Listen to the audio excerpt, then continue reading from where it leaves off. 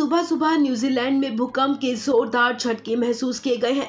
National centre for seismology के मुताबिक Richter scale पर भूकंप की तीव्रता 7.2 मापी गई है। भारतीय समय के मुताबिक ये भूकंप सोमवार सुबह 6:11 पर आया है।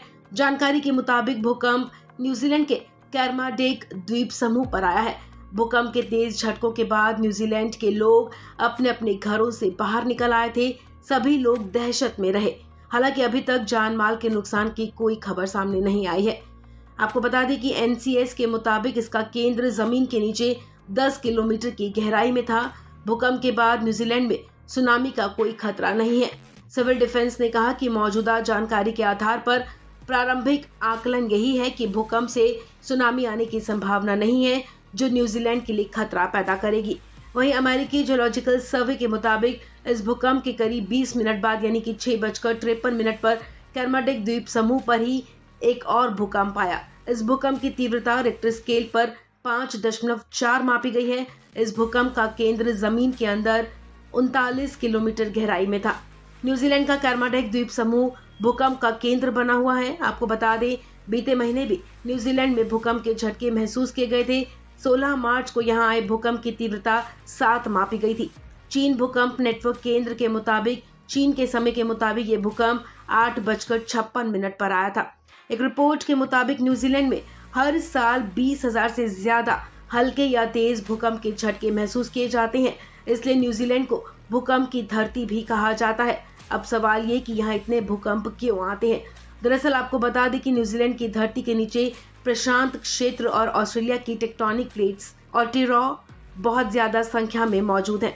न्यूजीलैंड की धरती के अंदर मौजूद ये टेक्टोनिक प्लेटें एक दूसरे से टकराती हैं। कई बार इन प्लेटों में इतनी तेज टक्कर होती है कि धरती के अंदर ही धमाका हो जाता है। इन्हीं धमाकों के कारण न्यूजीलैंड में हर साल हजारों की संख्या में भूकंप के झटके महसूस किए जाते हैं।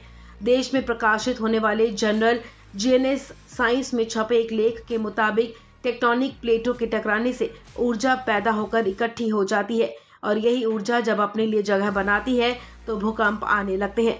न्यूजीलैंड के भूकंप जापान और टर्की समेत कई दूसरे देशों के मुकाबले कम खतरनाक होते हैं। आपको बता दें कि धरती के अंदर 7 टेक्टोनिक प्लेट्स हैं।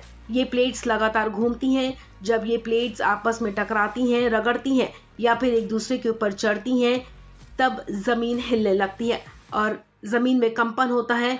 इसी कंपन को भूकंप कहते हैं।